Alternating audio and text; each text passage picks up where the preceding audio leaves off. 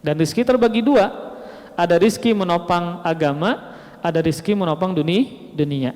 Ya, rizki yang berkaitan dengan menopang dunia kayak makanan, minuman, duit, emas, perak, rumah, kendaraan dan seterusnya.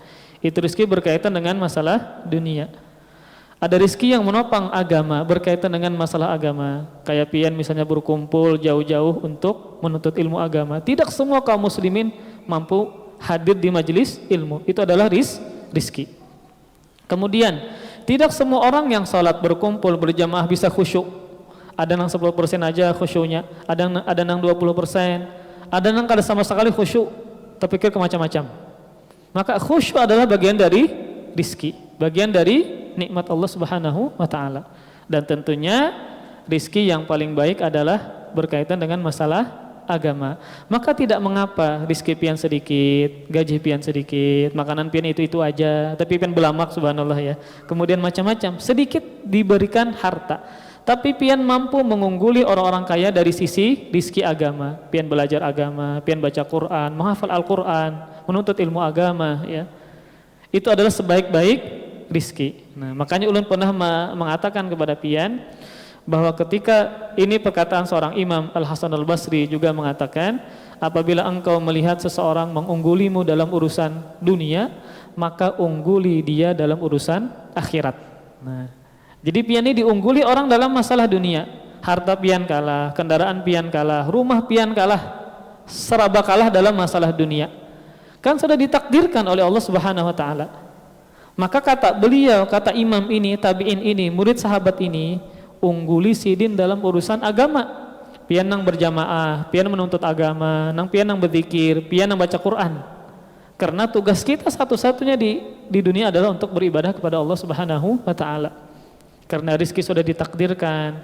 Terkadang kita bercari siang malam, gaji sedikit ya. Bepaluh leher, hirang gulupian sudah subhanallah mencari kemana-mana duit, tapi hasilnya sedikit. Bini bermamai pulang. Tapi ada orang nang sejam, 2 jam, 3 jam di bawah AC, kadang kepanasan, malah berputih karena di bawah di kantor terus. Gajinya banyak. Maka kalau sidin mengungguli pian dalam urusan dunia, ungguli sidin dalam urusan akhirat. Nah, itu yang kita harapkan. Itu yang diinginkan dan diharapkan oleh Allah Subhanahu wa Ta'ala. Unggul dalam urusan akhirat, unggul dalam urusan agama, bukan unggul dalam urusan dunia. Terlebih rezeki itu yang paling penting adalah barokahnya. Yang penting apa? Barokahnya. Kalau tidak ada keberkahan dalam harta, dalam rizki, dalam dunia yang pian miliki, tandanya adalah semakin menjauhkan pian dari Allah Subhanahu wa Ta'ala. Nang dulunya ketika dia kada berduit, rajin berjamaah, rajin belajar, rajin baca Quran. Nah, kemudian sembahyang sop pertama, imbas sukses, banyak berduit, kada ingat lagi ngaran ustadznya kan kada ingat. Saking jarangnya ke majelis ilmu, itu berarti hartanya tidak barokah, malah menjauhkan dia dari Allah Subhanahu wa Ta'ala. Kita sedikit punya harta tapi barokah ya, membawa kita kepada ketaatan. Kendaraan kita ternyata mudah kita bawa ke majelis ilmu subhanallah. Maka itu adalah keberkahan dari harta yang kita miliki. Kemudian yang kedua yang kita khawatirkan, takutkan adalah masalah diri, masalah jiwa yang menimpa kita.